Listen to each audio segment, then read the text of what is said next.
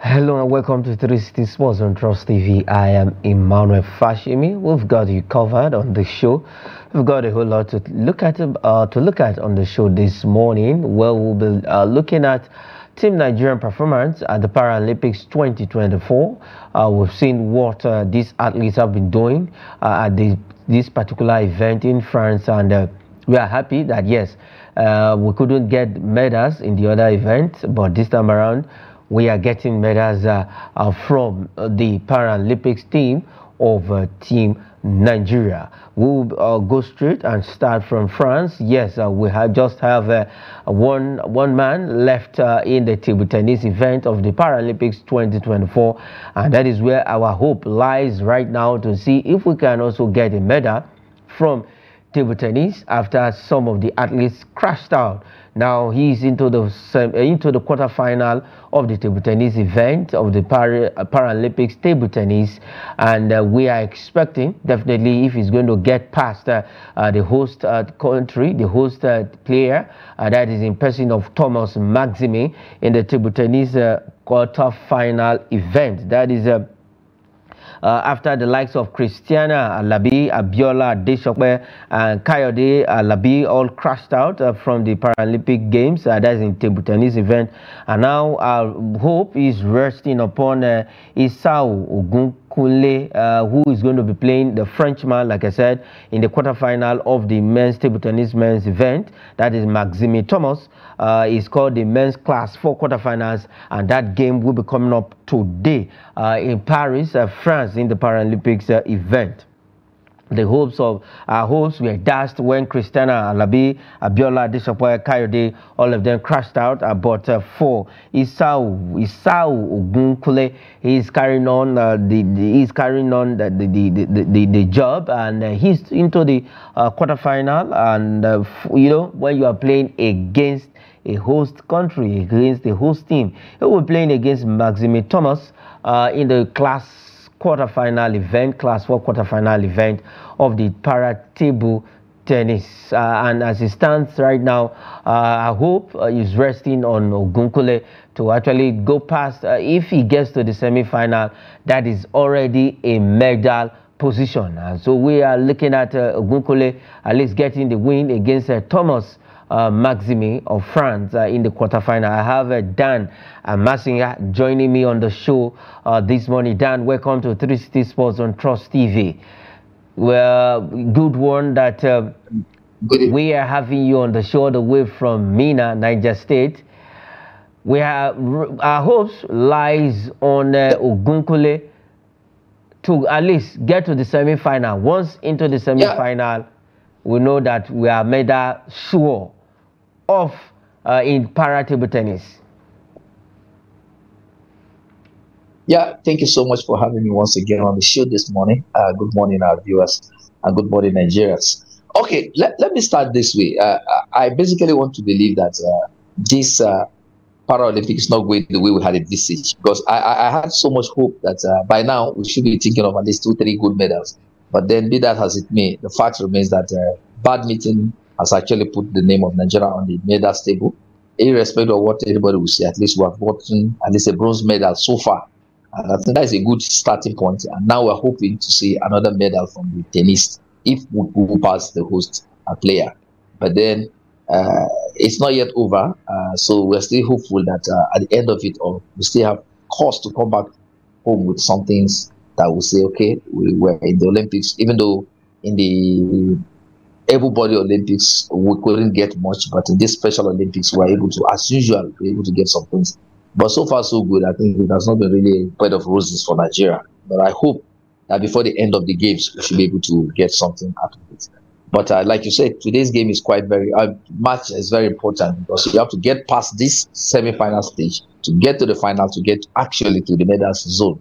But then all things are very possible. We have this die-hard Nigerian spirit that any Nigerian that is in this kind of vintage position will go all out to see that he does himself well. And also, there is something at stake for every player who gets a gold medal or a silver medal or a bronze medal. So I think you are just not just fighting for your shirt, but you are equally fighting for something to at least take home. Everybody knows what is happening in the country. So if this is another way of God watering your blood in this Ember months, I think it's not a bad deal. Yes, but let's look at the performance of the Paralympics team in general. I think they've actually given a very good account of themselves since the beginning of the Paralympics 2024. Okay, we can't say that for now for sure because as it stands now, I think I have this perception that we must have to beat the record of what we had in Japan, where we had a total of 4 gold medals. So until we're able to beat that record, then we'll have to say because as it stands now, Algeria still stands shoulder ahead of Nigeria with 2 gold medals, 2 bronze medals, with total of 4 medals. So as far as Africa is concerned, Nigeria is supposed to be the giant when it comes to para sports. But as it stands over, I think we're not really yet there. But the games are not yet over totally. So we're still looking forward to see as it progresses how far we can be able to go. But again, so far so good. I think it has not been so bad because I think we didn't even expect some of the tennis players to advance to this level. But so far so good, we've been able to hold their own against some of the best tennis players across the world. And they are progressing. Badminton has equally been another fertile ground we're hunting. So far so good. I think let me concede that it has not been too bad. But again, translating it to results is what matters. So we have not been able to really get that podium finish the way we want to be seeing our athletes finishing at the podium. We want to see good medalists coming up. We want to see silver medalists coming up. We want to see people winning more bronze. So at the end of the games, we'll be able to say, okay, we're in Japan. We've got 4 gold medals. Here we are. We're able to surpass that record. But so far, I think it has not been really a bed of roses, so to say. But since the games have not ended, we can't say this is how it will end. Okay, this is how it will end.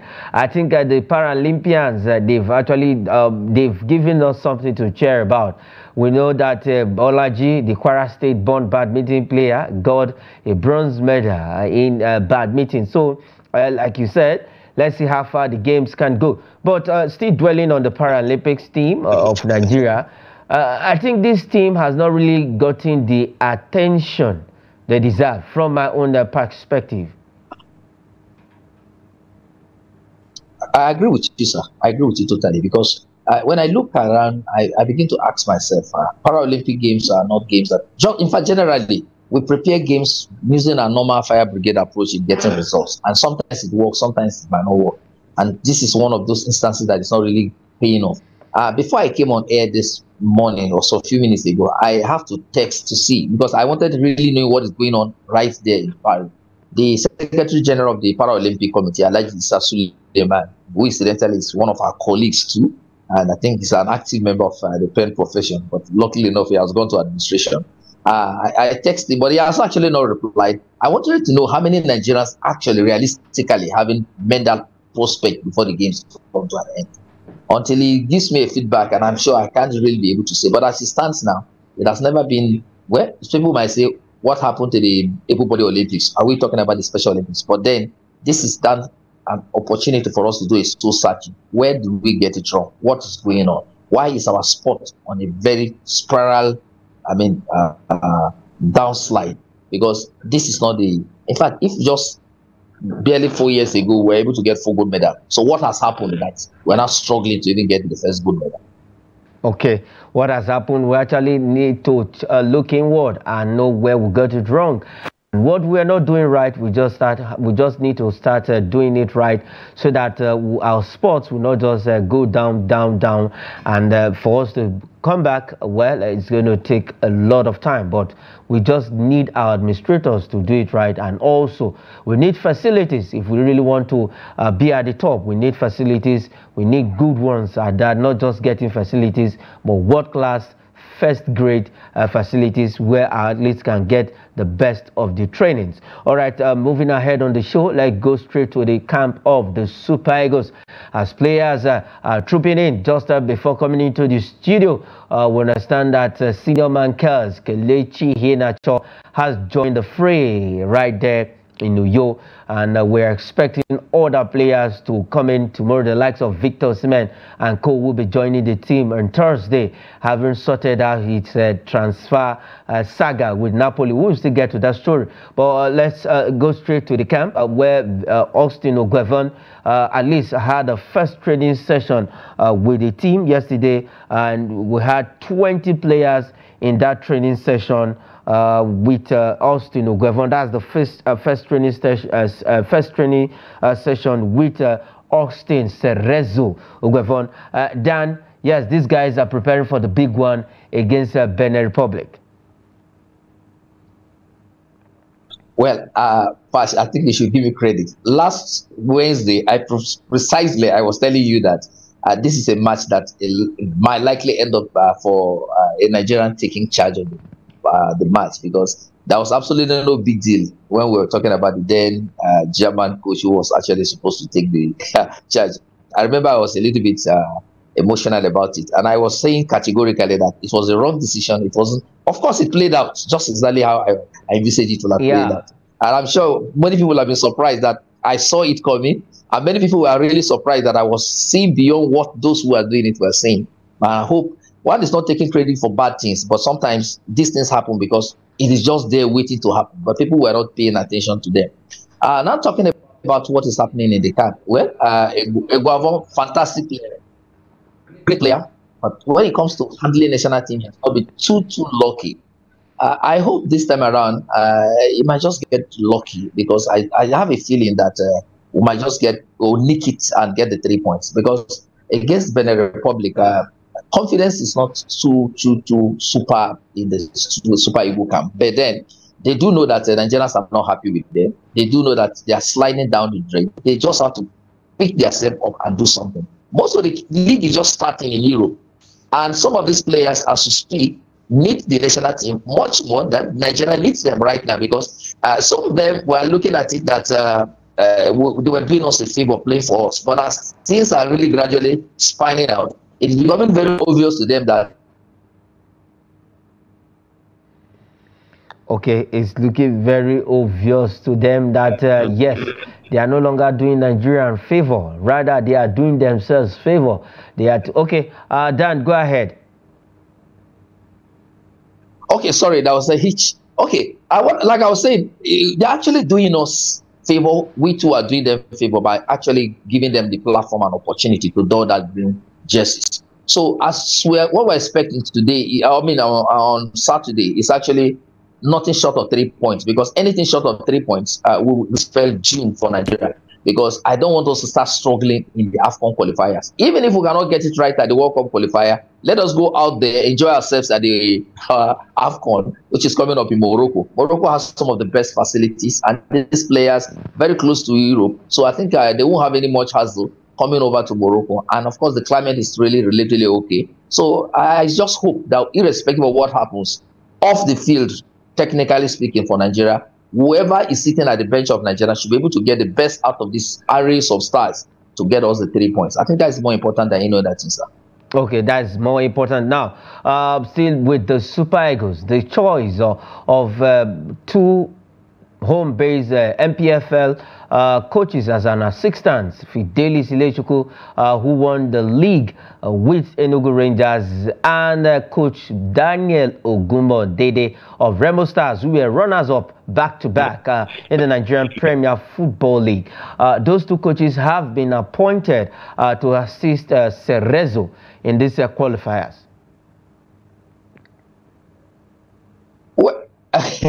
I don't see much actually impute that these two young men will bring to bear, because in the real sense of it, let's take it. Ilechukwu is still an upcoming coach. He has opportunity, because if you really want him to cut his teeth in the Nigerian national teams, let him start from some other age grade competitions, or maybe on the 17, on the 21. Yes, he has been in one of those assistants.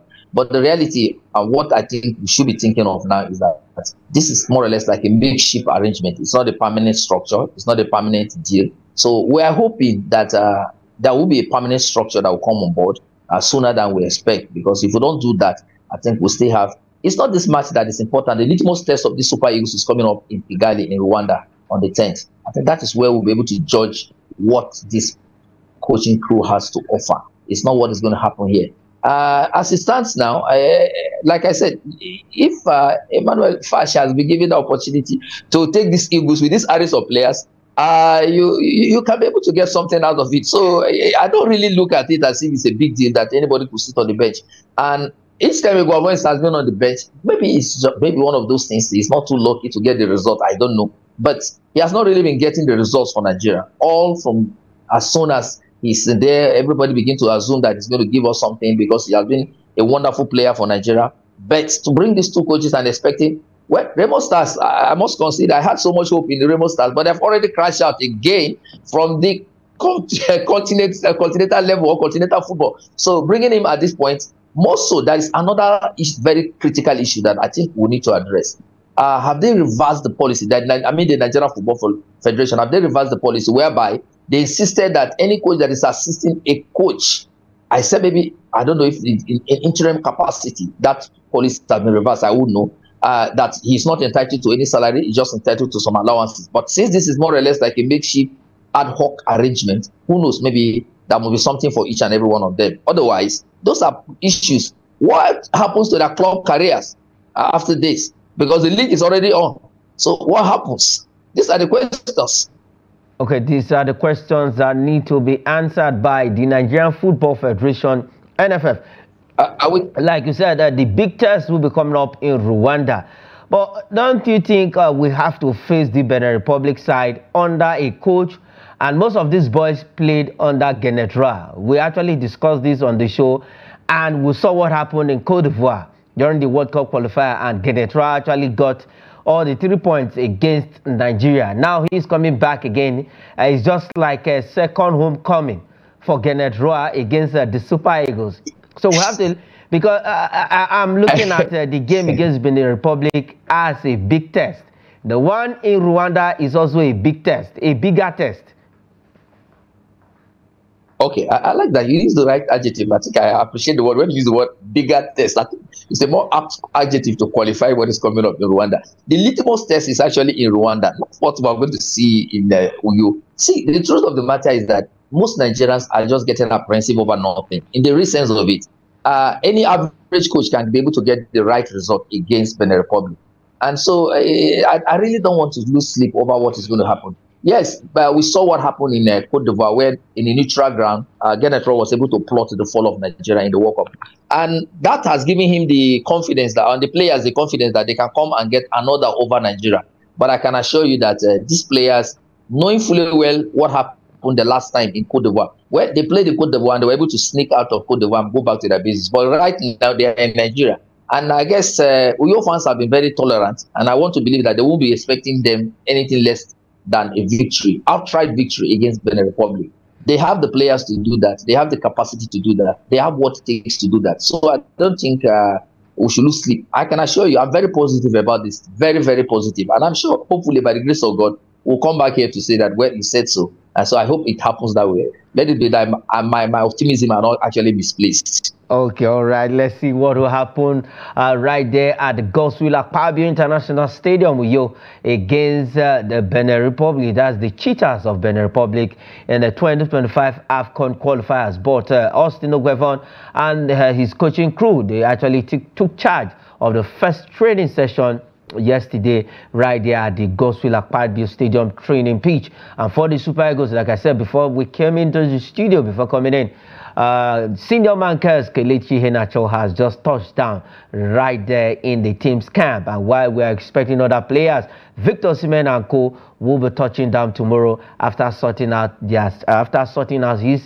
transfer saga. All right, moving ahead and still with the NFF, where they continue to do appointments. This time around, we have a new man, a new face, a new body, a new gaffer with the team. That's the Flying Eagles, the junior men's team of Nigeria. Now we have Coach Aliu Zubairu of Ekanem Warriors appointed as the new Flying Eagles coach.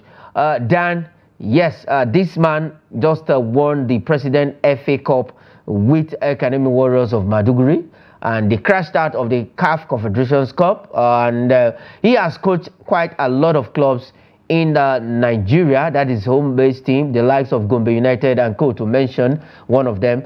And now he has been saddled with the responsibility to see through the Flying Eagles.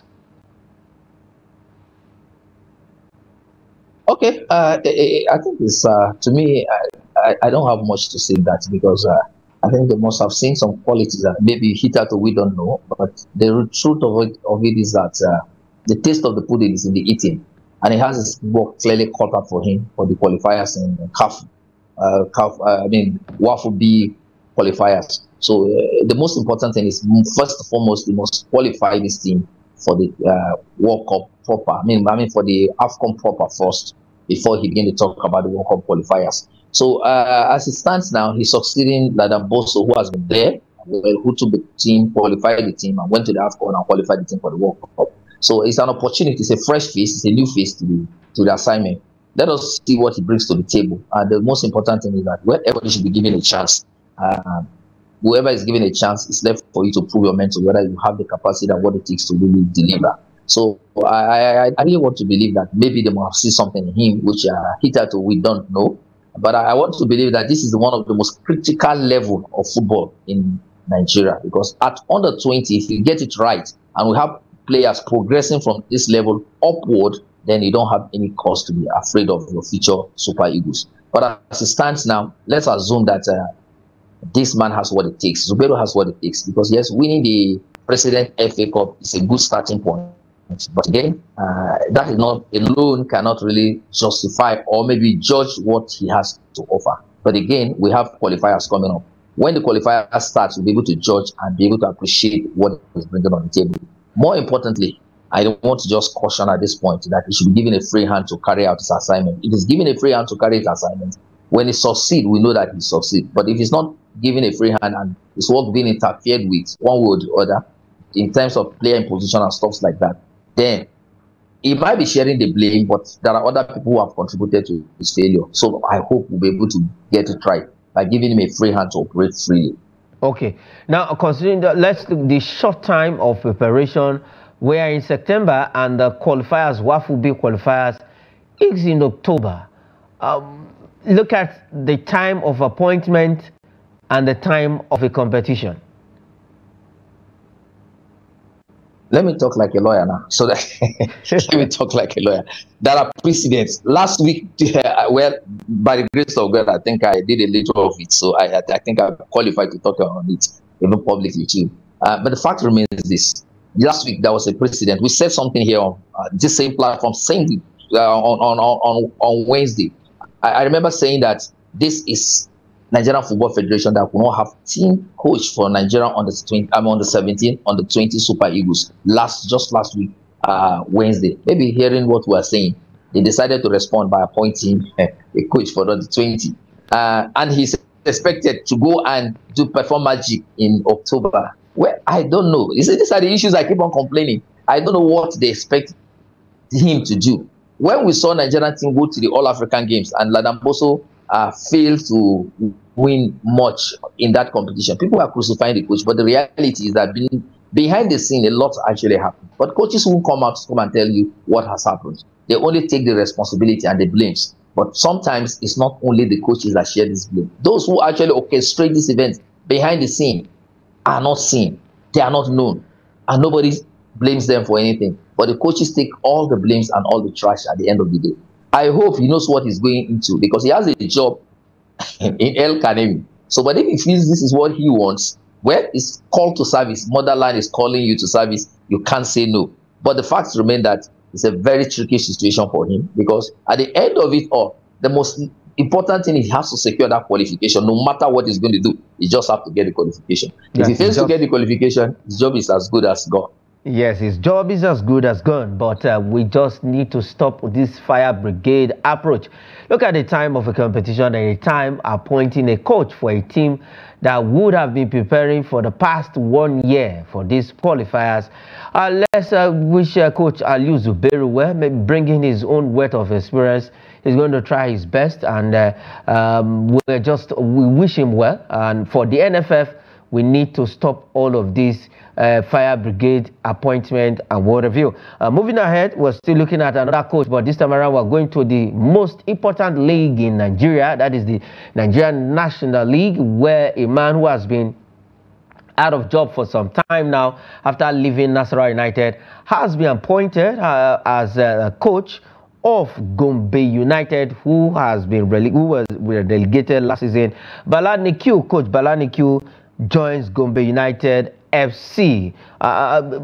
Then for this man. I think he has the experience. He has coached the top teams in the Nigerian Premier Football League. The last team was Nasarawa United, who made it back to the Nigerian Premier Football League after they were relegated 2 seasons ago. Now, Gombe United, who were relegated last season, have hired the services of Coach Bala Nekil.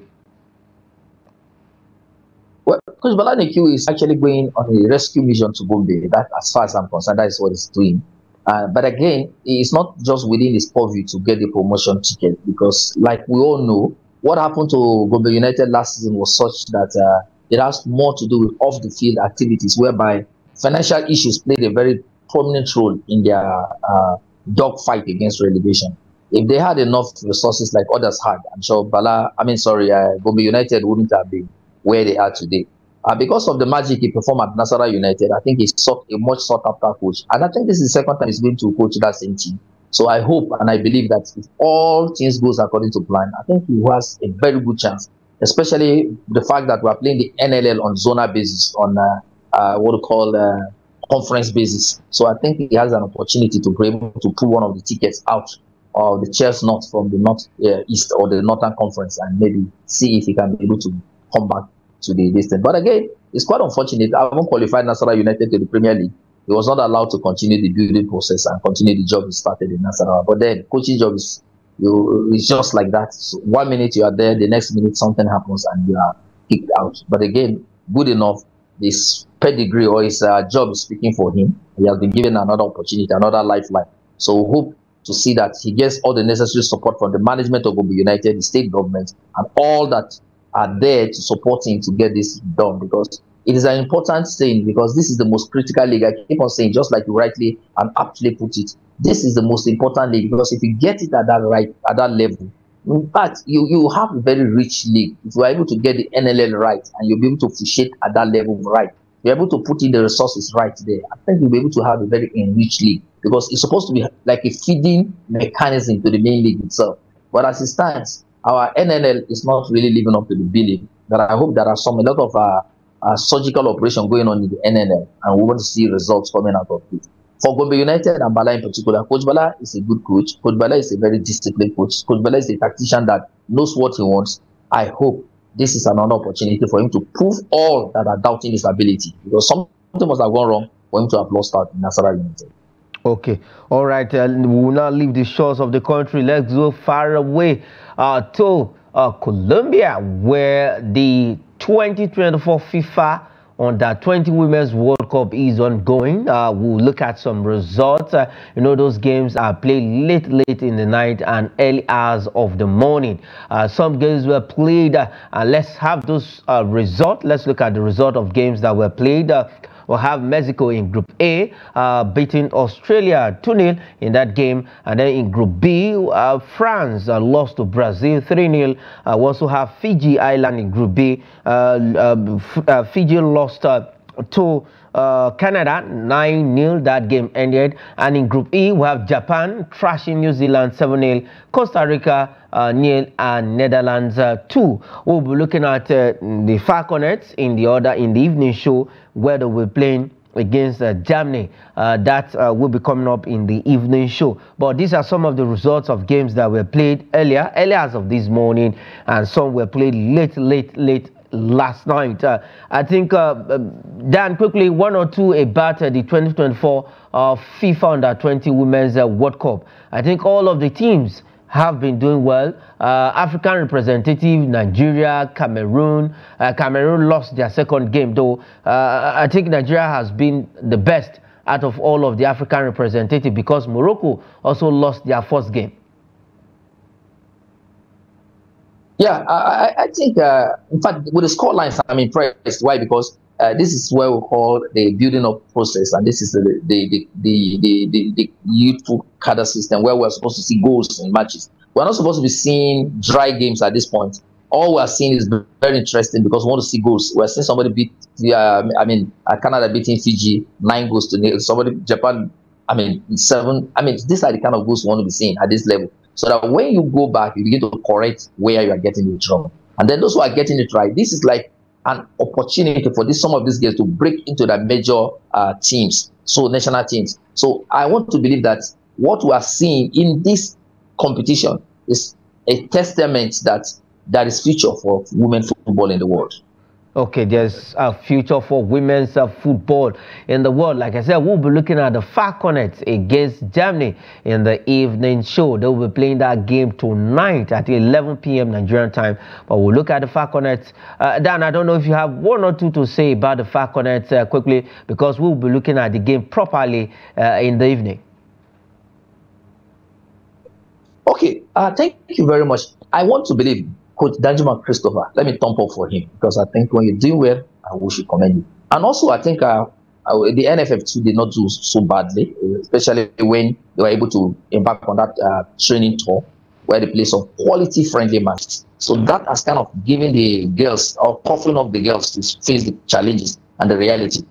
And also, let me say this, psychologically, an average Nigerian that has an opportunity now will go all out to take this opportunity. These girls knows that this is an opportunity, a lifetime opportunity that God has presented to them. Bearing in mind that with this competition, scouts are all over the place watching what they are doing. So if they're able to perform well, some of them will have foreign contracts to sign, or very, very wonderful contracts to sign. That is the beginning of progression in their profession. So I think while they are playing for Nigeria, they're also playing for themselves. So the Falconets has everything. But against Germany, like you said, if we're talking about the matches in detail, that is the match that they need to crack. If they crack that match, they are good enough to have at least won that group. Okay, they are good enough if they can get that win. Germany tops the group. That's Group D, where Nigeria is right now with 3 points and maximum of, I think, 4 plus 4 goals. And Nigeria is second with 3 points and plus 1 goal. So let's see, the two giants will be playing. And this same German side has defeated Nigeria twice in the final. So we will look at that game properly on the evening sports show. Moving ahead, let's come back to Europe. Let's look at this story. Yes, Victor Osimhen finally has gotten his transfer saga sorted out with Napoli. But the news is that he becomes the 6th Nigerian to play for Galatasaray, where we have the likes of Valentine, also one for Dominic Ayofa, the first Nigerian to actually play for that team, Henry Oyekuru, to name a few. And he's now the 6th Nigerian to play for this Turkish side, Galatasaray. And he was given, let me say, a royal welcome to that stadium in Turkey. In fact, it breaks my heart to see that, but I'm happy things are turning around for him. Otherwise, I want to assure you that Napoli has not covered themselves in glory in this, because we're talking about our own African reigning footballer of the year, and he has been treated very shabbily. But again, these things happen in life. But the good thing is that he has gone to a place where he's being valued. Hero Onyeka scored 22 goals for Galatasaray in about 71 appearances, if I can get it right. Yeah, 71 appearances, right? And he had 12 assists. So he actually created records in that same club. He's going there. I think he was the most successful player of Nigerian origin that has played for the club. And he is going there with a lot of hype. I hope and I pray for him that God will enable him to ensure that not only are the fans' confidence in him misplaced, but I think he will be justifying the confidence they have on him, because it's like a lifeline they've given on him or to him right now. Otherwise, he will have been in the limbo for the next couple of weeks or months. But with this opening, I think Osimhen can be able to breathe a sign of relief and say, well, I can still do what I love doing. I can still get what I'm supposed to be getting. So I would hope that Osimhen will equally value this opportunity. Then, more importantly, we should be able to look at it. Who are the Osimhen's advisors? Remember, we said this last Wednesday too. Yeah. We talked about his advisors. Who are his advisors? Because some of these things we noticed are actually, yes, the club was making things difficult for him, but his advisors too were actually not helping matters. And I think that is another critical area he has to pay close attention to. And in case he's going to still work with this, is it Canada? This name is, or he's going to look for another agent, whatever that could be. He must look for an agent that is going to represent him appropriately. But the danger in what is happening now, while it's like a win-win situation for everybody in this situation, in such a way that, okay, his asking price now, or his transfer price now have been lowered to about 73 million or thereabout from the 100 and something they were actually initially asking.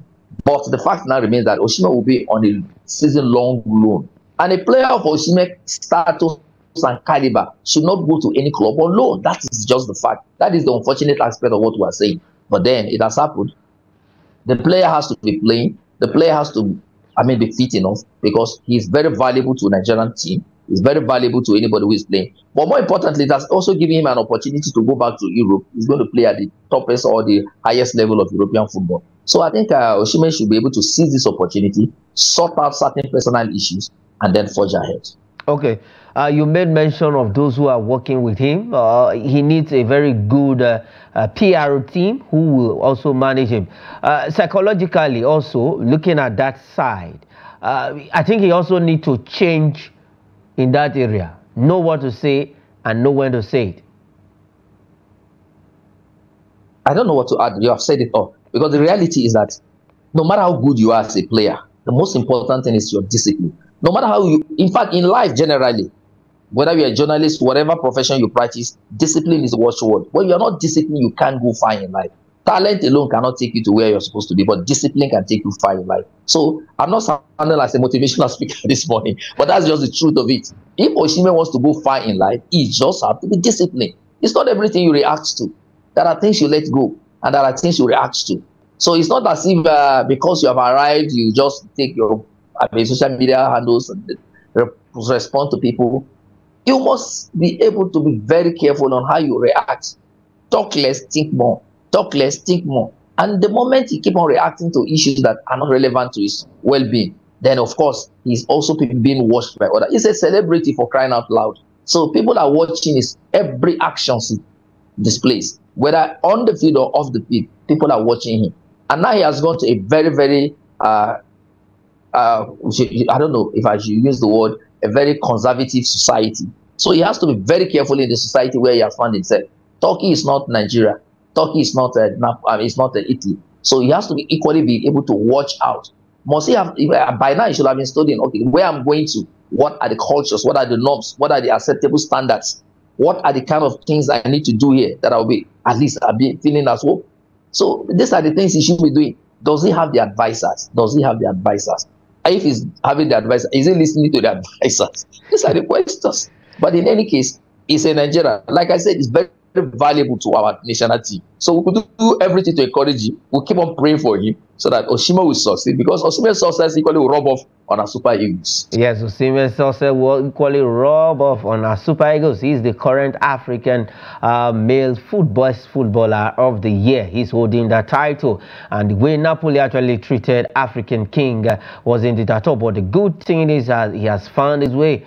He's back, I believe, at least with this loan deal with Galatasaray. He's happy because he'll be doing what he knows how to do best. Like I said, he will be joining up with the rest of the national team. The Super Eagles come tomorrow right there at their camping ground, at their hotel in Uyo, where that game against Benin Republic at the Godswill Akpabio International Stadium will be coming up over this weekend for the 2025 African Cup of Nations qualifiers. Let's move on the show. We're looking at transfers in Europe. Let's look at these. We'll go to the blue side of London. That is Chelsea. Now they are ready to loan out Ben Chilwell after he has he's been told by the new coach, that is Maresca, he has no place in the team as it stands right now, and they are ready to loan him out of the club. All right, moving ahead, let's look at the second transfer story, Galatasaray, where Victor Osimhen is playing right now.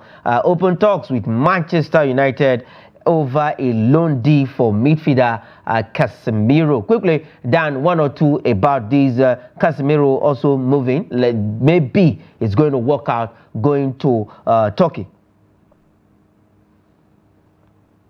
Well, Galatasaray is trying to do a transfer coup against most European club sides. And I don't know how they're pulling it out. But again, for once, we didn't see what they did to Osimhen coming. But again, they were able to pull it through. So if they try again, who knows? Casemiro might equally will become one of their addition signing for this season. But again, it all depends on how things pan out. But again, Manchester United has the opportunity still to keep him, because you had a bad game in one game does not mean that, because against Fulham, I think the same player was the one who everybody was celebrating. But again, players are just like journalists. One day you are good because of your report is very wonderful, everybody is praising you. The next minute the report is not good, everybody is crucifying you. So it's just like that. One day off the field, you are not good enough, everybody calls for your neck. The next day, oh, you are wonderful. So it's just like that. It's the hazard of the professions of playing football, just like we do in journalism. Okay, all right. Let's see if Casemiro would join Victor Osimhen in the Turkish Superliga. And the last one on the show before we go, we'll look at these again. Going to the red side of Manchester, that is Manchester United, after they got a beating, because I would say it's the beating of their life. That team, Liverpool also beat them during the preseason 3-0, and now in the league proper, they were still hammered 3-0 at Old Trafford. Manchester United monitors Juventus left back Yohan Cabal. Definitely, I think this is a position, Dan, quickly, in 10 seconds thereabout. I think at the left back, Manchester United need a player at that left back where we know Luke Shaw is out with injury. That has been a position that has been suffering in Manchester United.